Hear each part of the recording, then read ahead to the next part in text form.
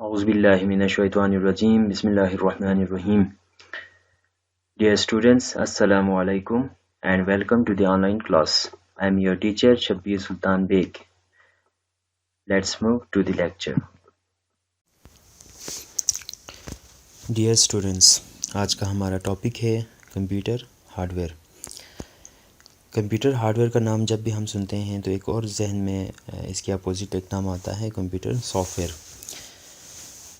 Computer hardware और software में फ़र्क वही है जो हमारे जिस्म और रूह की है। जिस तरह रूह नज़र नहीं आता और जबकि जिस्म नज़र आता है और हम उसे देख सकते हैं, इसी तरह कंप्यूटर सॉफ्टवेयर बज़ाहिर नज़र नहीं आता, लेकिन कंप्यूटर हार्डवेयर वो कंप्यूटर के पुर्ज़े या हिस्से होते हैं जो बज़ाहिर नज़र आते हैं और हम उसे देख सकते हैं। लेकिन जिस तरह रूह के बग़ैर जिस्म कोई किसी काम का नहीं है, इसी तरह कंप्यूटर सॉफ्टवेयर के बग़ैर कंप्यूटर हार्डवेयर भी किसी काम का नहीं है। लेकिन हम यहाँ पे अपने टॉपिक के हवाले से सिर्फ कंप्यूटर हार्डवेयर के बारे में बात करेंगे। डियर स्टूडेंट्स, कंप्यूटर हार्डवेयर को हम 4 मेजर कैटेगरीज़ में तकसीम कर सकते हैं। एक इनपुट डिवाइसेस और एक आउटपुट डिवाइसेस और एक सिस्टम यूनिट और एक है स्टोरेज डिवाइसेस। तो ये 4 कंप्यूटर हार्डवेयर के कैटेगरीज़ हैं और अब हम इसको बारी बारी देखते हैं। सबसे पहले देखते हैं computer input devices, computer hardware के इनपुट डिवाइसेस। इनपुट डिवाइसेस वो तमाम डिवाइसेस को कहा जाता है जिसके ज़रिए कंप्यूटर इंफॉर्मेशन को अपने अंदर ले लेते हैं। यानी वो तमाम डिवाइसेस कंप्यूटर के जिसके ज़रिए हम इंसान कंप्यूटर को कोई इंफॉर्मेशन दे सकें, उनको हम इनपुट डिवाइसेस कहते हैं। जी, इनपुट डिवाइसेस की कुछ मिसालों में keyboard, mouse, microphone, scanner, barcode reader, digital camera, touch screen और इसके अलावा भी बहुत सारे इनपुट डिवाइसेस मौजूद होते हैं। सबसे बेसिक एक डिवाइस है कंप्यूटर का, बेसिक डिवाइस जो कि इनपुट डिवाइस में की लिस्ट में आता है, वो है कीबोर्ड।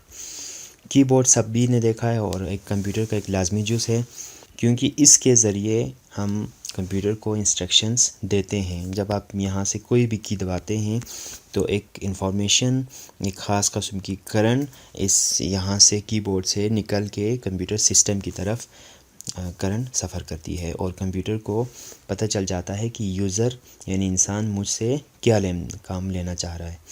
इसके बाद है माउस। माउस भी एक इनपुट डिवाइस है, क्योंकि हम जब माउस को मूव करते हैं तो इन्फॉर्मेशन हमारे मर्ज़ी के मुताबिक जो हम करना चाहते हैं वो कंप्यूटर के अंदर चला जाता है और हम कंप्यूटर को इसके ज़रिए इंस्ट्रक्शंस दे सकते हैं। तो माउस भी एक इनपुट डिवाइस है। फिर है माइक्रोफ़ोन। माइक्रोफ़ोन एक इनपुट डिवाइस है। माइक्रोफ़ोन के ज़रिए हम अपनी आवाज़ को ऑडियो सिग्नल्स को कंप्यूटर को दे सकते हैं और कंप्यूटर में वो चला जाता है, फिर स्टोर कर सकते हैं या हम उसको प्रोसेस कर सकते हैं। तो माइक्रोफ़ोन एक इनपुट डिवाइस है। इसके बाद एक स्कैनर।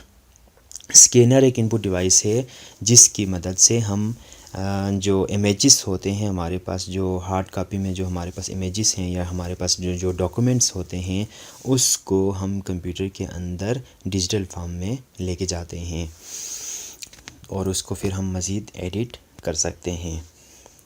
इसके बाद है बारकोड रीडर।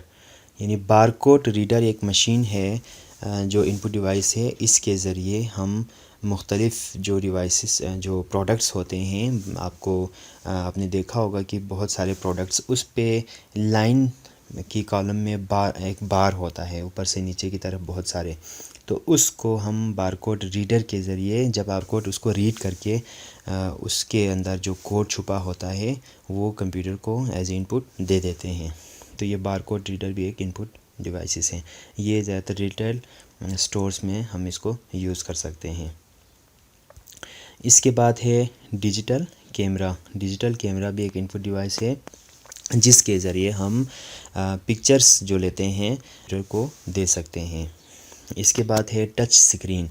जैसे कि आपका मोबाइल है, मोबाइल पे आप टच कर रहे होते हैं, तो जो कुछ आप टच करते हैं उसी हिसाब से मोबाइल रिस्पॉन्स करता है।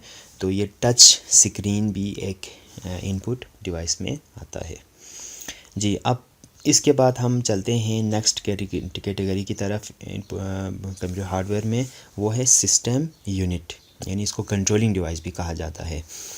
तमाम इनपुट और आउटपुट डिवाइसेस इसी से कनेक्ट होते हैं। इसमें मदरबोर्ड होता है, पावर सप्लाई होते हैं, ड्राइव्स होते हैं जैसे कि डीवीडी या सीडी रोम ड्राइव होता है, और हार्ड डिस्क होती है आपकी, उसके अंदर रैम होता है, रोम होता है, और बहुत सारे इलेक्ट्रॉनिक डिवाइसेस उसके अंदर मौजूद होते हैं। अब उसमें हम थोड़ा सा पढ़ते हैं मदरबोर्ड क्या है। मदरबोर्ड एक मेन सर्किट बोर्ड है, यानी जब आप मोबाइल या कंप्यूटर या लैपटॉप जो भी है, जब उसको ओपन करते हैं तो उसको अगर खोलें तो उसके अंदर सबसे एक बड़ा सा आपको बोर्ड नज़र आएगा, और आप देखेंगे कि उस बोर्ड पे बहुत सारे चिप्स और छोटे छोटे एक्सपेंशन कार्ड्स वगैरह या इलेक्ट्रॉनिक डिवाइसेस उसके ऊपर कनेक्ट हैं। तो उस मेन बोर्ड को हम क्या कहते हैं, मदरबोर्ड कहेंगे जी। ये आप मदरबोर्ड की एक मिसाल देख सकते हैं यहाँ पे। ये एक मदरबोर्ड की पिक्चर है।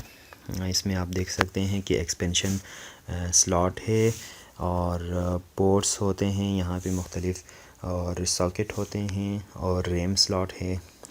प्रोसेसर यहाँ पे फिट कर सकते हैं, प्रोसेसर की जगह है ये, और ये रैम की जगह है, और ये एक्सपेंशन स्लॉट्स होते हैं। आप इजाफी स्लॉट्स लगाना चाहें तो यहाँ पे लगा सकते हैं। और ये कंप्यूटर पोर्ट्स हैं, ये जो बाहर से नज़र आता है, उस सिस्टम यूनिट के बाहर से, यानी जो डब्बा होता है उस डब्बे से बाहर से हमें जो नज़र आता है, ये पोर्ट्स कहलाते हैं। यहाँ पे मुख्तलिफ़ किस्म के इनपुट डिवाइसेस या आउटपुट डिवाइसेस इसके साथ कनेक्ट होते हैं। तो ये है जी मदरबोर्ड। इसके बाद है प्रोसेसर, जो यहाँ पे मैंने बात की थी, यहाँ पे प्रोसेसर लगता है, यहाँ पे ये फिट हो जाता है, ये प्रोसेसर, माइक्रो प्रोसेसर। ये एक माइक्रो प्रोसेसर है। माइक्रो प्रोसेसर क्या है, एक मेन चिप होता है जिसमें कंप्यूटर के तमाम प्रोसेसेस इसके अंदर होते हैं। आप कंप्यूटर पे जो भी प्रोसेस कर रहे होते हैं, कंप्यूटर जो भी काम कर रहा होता है, असल में सारा काम इसी प्रोसेसर के अंदर होता है। और इसके मॉडल हैं जैसे कि इस वक्त कोर i7 है, कोर i3, कोर i3, उससे पहले कोर 2 थे, उससे पहले कंप्यूटर पेंटियम क्लास के कंप्यूटर्स होते थे उसके माइक्रो प्रोसेसर। तो अभी कोर जो है उनकी स्पीड बहुत ज़्यादा बढ़ गई है। माइक्रो प्रोसेसर जो बाहर से आपको नज़र आता है, अगर आप वर्चुअली देखें तो उसके अंदर मज़ीद 2 हिस्से हम या 3 हिस्से कर सकते हैं। एक हिस्सा उसका होता है ALU, और एक हिस्सा है CU, और एक हिस्सा है रजिस्टर्स। ALU का मतलब होता है अरिथमेटिक लॉजिक यूनिट, और CU का मतलब है कंट्रोल यूनिट, एंड रजिस्टर्स छोटे मेमोरी स्टोरेज डिवाइसेस होते हैं, सर्किट्स होते हैं। ALU को पहले देखते हैं कि ALU, मैंने कहा आपसे कि कंप्यूटर के तमाम प्रोसेस इस सिस्टम माइक्रो प्रोसेसर के अंदर होता है। अब अगर आपका जो प्रोसेस है वो कोई अरिथमेटिक काम है, यानी प्लस माइनस वाला काम है, मैथमेटिकल कोई काम है, तो हम उसको अरिथमेटिक कहते हैं। तो वो ये ALU के अंदर होता है।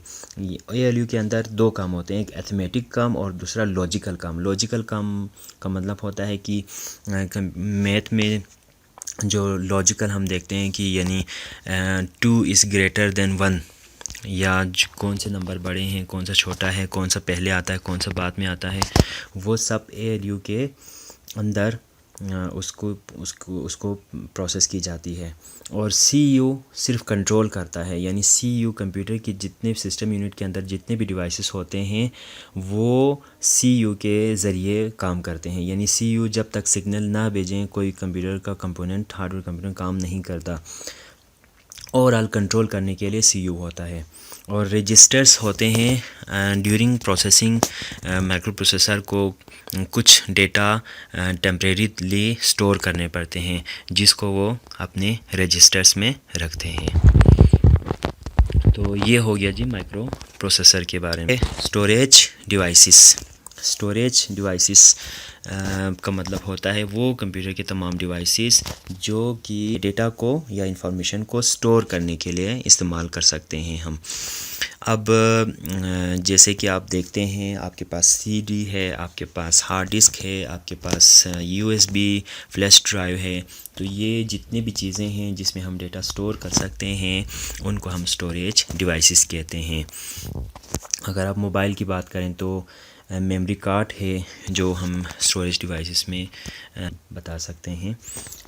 तो वो तमाम डिवाइसेस जिसमें हम डेटा स्टोर कर सकते हैं वो है स्टोरेज डिवाइसेस कहलाती हैं।